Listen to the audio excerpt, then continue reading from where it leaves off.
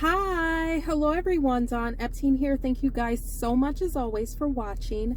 I wanted to come and share from the topic, the only manifestation technique you'll ever need. The only manifestation technique you'll ever need.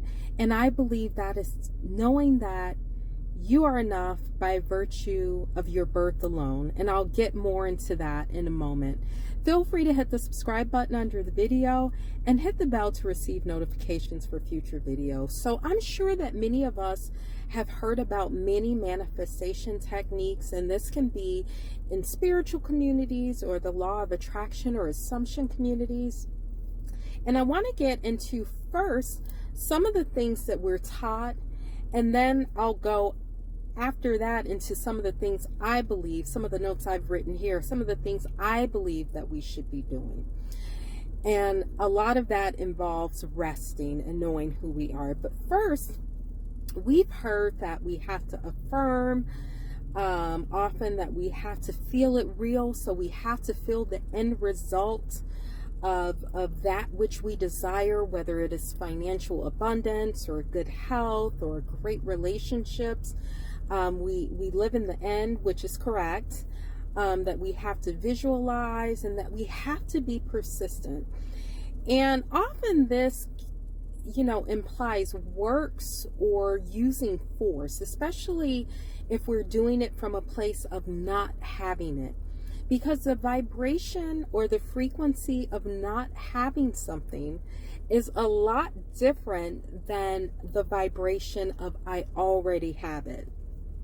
So all of it I wrote here is works-based actions. It implies that we don't have it, what I just said. We must remember that all things literally already exist. So a lot of it is works-based, or it implies force, not having it. Number two, we've been conditioned to achieve with performance. We've been conditioned, from the time that we are young. We do good, we get good. We do bad, we get bad. We do good in school, we get good. We do bad, in school, or we don't do our chores, we get bad. So that has been ingrained in us often from a very early age. But it's not based on performance. Our manifestations are not based on performance.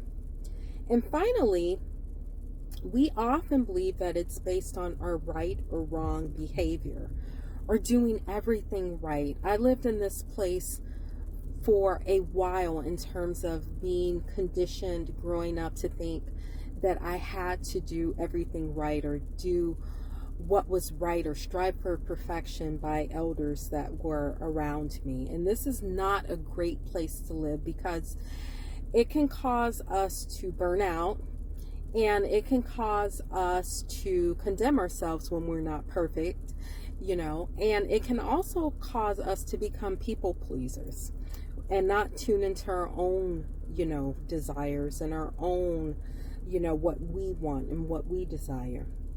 So it's not based on self-righteousness or right or wrong behavior, doing everything right, because this will cause us to question our worth and our value due to mistakes. And like I said, it can be due to our early conditioning or upbringing.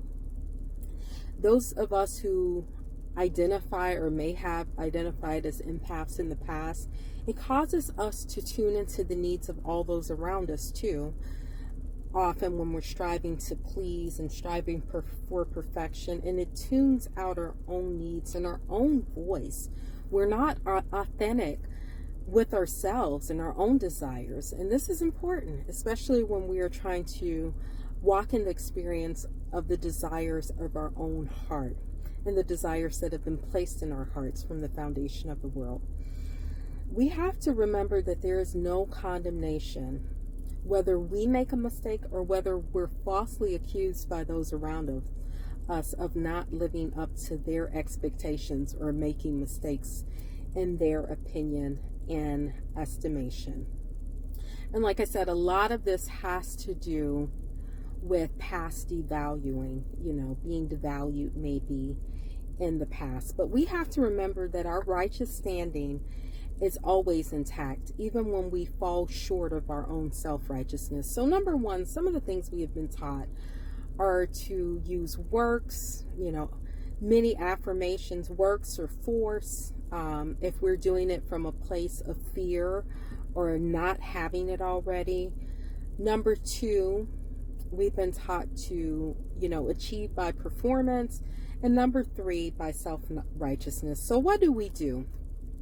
We have to know, like I said earlier, that everything, this is great news, everything has been made available to us by virtue of birth, by virtue of our existence on this planet, by virtue of being here and breathing. We deserve the desires of our heart. Manifesting, as we define it at times, can often imply or be associated with making something appear out of nowhere or thin air that did not previously exist in the natural. But walking in the experience of it is different. Walking in the experience of it implies that it's already here. All things are possible. That's what the scriptures in Matthew 19:26 says. All things are literally possible. And why is that? All things already literally exist. Every scenario that you can think of, from birth to death for your life, whether it's financial lack or financial abundance, strained relationships to thriving great relationships, substandard health to great health and wholeness. All things literally already exist. It's just a matter of us tuning into the correct vibration or frequency of what already exists. So, for instance, there are radio waves right now that we cannot see. And if we tune into those stations, whether it's rock or country or rap or R&B or jazz or whatever the case may be, it's a matter of us tuning into the station in order to enjoy and experience the music of that station. It's like that also in the unseen.